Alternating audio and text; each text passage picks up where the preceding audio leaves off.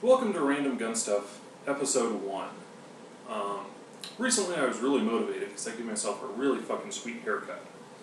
And I decided, some people might like me doing articles on video instead of writing them out. Personally, I like reading shit, but other people like other things. And in the spirit of tolerance and diversity, I decided, every now and then I'll throw in a video. So we're going to see how this one goes. Today's episode is going to be about something that's been troubling me and caused me a lot of pain.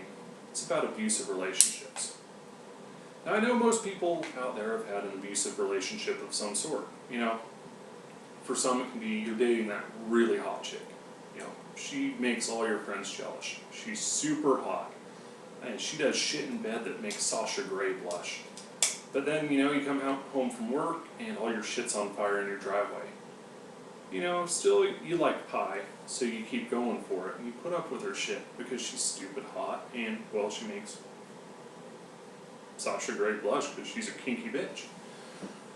But it gets to that point where you're like, I don't know if I'm gonna wake up and she's gonna be standing over me with a knife one morning, so I think I'm gonna dump this bitch. And for me, my abusive relationship has been with my STI Tactical 5.0.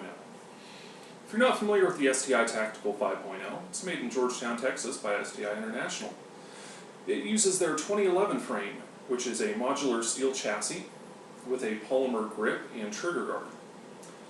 Being a double stack design with the flush fit 126mm magazines, in .45 it holds 12 rounds. With the 140mm extended magazines in .45, it holds 14 rounds. It features a ambidextrous thumb safety, an extended magazine release. It has a bull barrel that's bushingless. It has STI's Recoil Master. If you can't tell by the name, the Recoil Master helps reduce the recoil of the pistol. If not, it would be called the Recoil Disaster. So I bought this pistol in early 2012 after shooting a friend's. And at first, it's just like the first part of the relationship. You're learning it, and fucking everything's great because everything's new and different. For the first 300 to 500 rounds, it ran flawlessly. Very fast on the follow-up shots, has a great trigger. Even being a double stack .45, the grip is small, it's comfortable. I have very large dick beaters though, so I've even found with smaller people they like to shoot it. And I don't mean midgets because I don't know any midgets.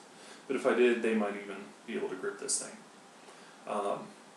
My third trip to the range, though, some problems started cropping up. This is when you find out that, that girl's checking your Facebook and looking who's liking your shit, and then she's starting to ask you about it. For me, it was the failure to extract issues. I was getting multiple stovepipes and just a variety of different misfeeds, and it was all fucked up. So being a new pistol, I decided to contact STI. I sent them an email and said, hey, I think my extractor has some tension issues, it may be faulty, what do you recommend? And I didn't hear back for about a month. So since I liked them on the Book of Faces, I contacted them there, and they replied back and said, well, Eric, we have a video on our website on how to adjust the extractor tension.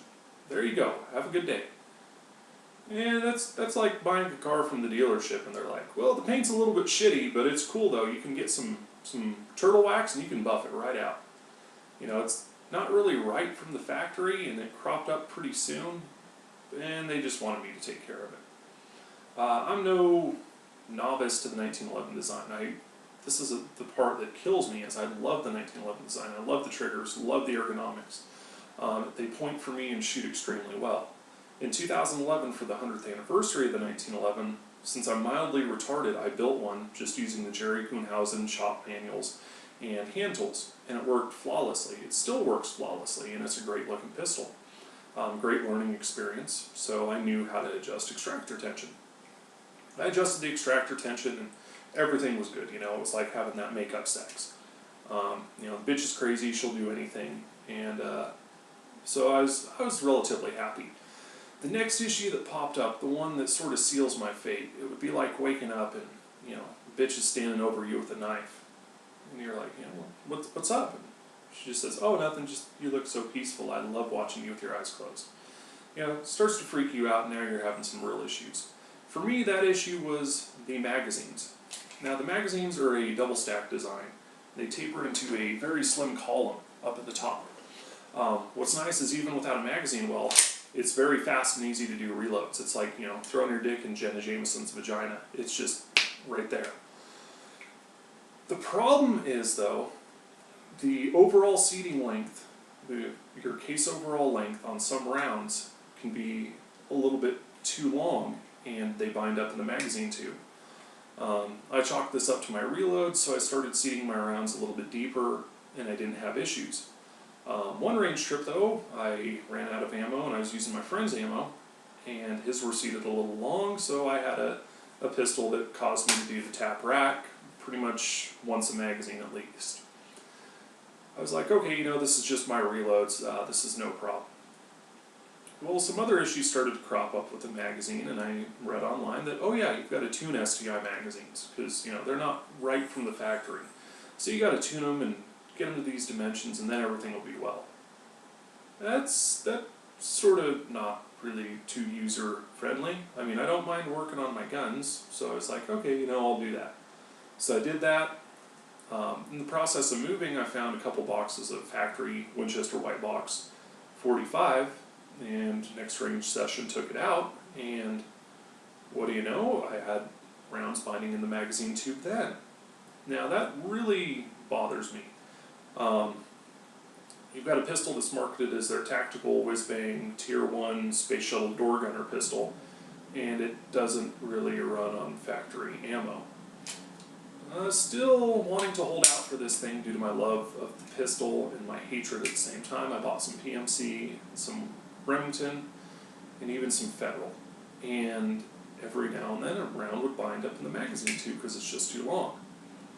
Now, one thing you'll not hear many 1911 lovers say is this pistol's been flawless with hollow points. Due to their shorter overall length, they have no issues binding in the magazine well, or magazine tube. Another issue that popped up with the magazines, even after tuning them, a couple range sessions later, you need to bring the feed lips back in. I've also noticed magazines loaded to capacity, when you put them in there, they swell a little bit and they bind inside the grip. So that's a little bit troublesome as well. Now, my biggest issue with this is I'm beginning to lose all faith in the pistol. I'm not losing faith in the 1911 platform, as I built one. And if I can be drunker than 10,000 Indians and build a 1911 that's functional, it's not a bad platform. Trigger's great. It's just, I don't know if this thing's going to go bang when I pull the trigger. Well, it'll go bang once with the round in the chamber. After that, though, it's sort of up to the gods or something. The other night, it came to a head when I used this pistol as my carry piece. Since it's getting colder here, it's a little bit easier to carry a double stack 45 than in the summer. And so I was using it as my carry piece, and while we were out, I was thinking, this thing's definitely going to be able to fire the first round no problem, but after that, I'm not really sure. And as a weapon you count on as a defensive pistol, having no trust in it is a huge game ender. What's really sad is I've got my Steyr M9 that I've wrote about. It's been flawless.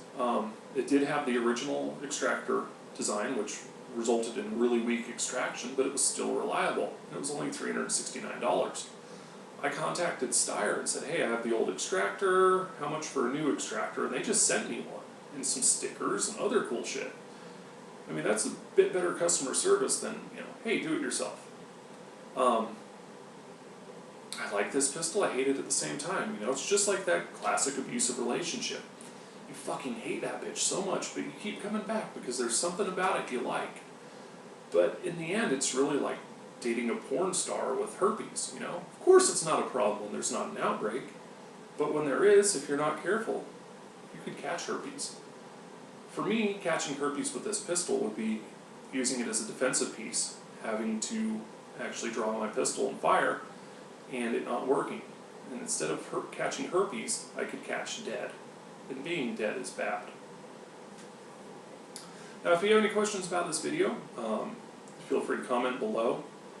Hopefully, I won't get a lot of comments like I do on other YouTube videos.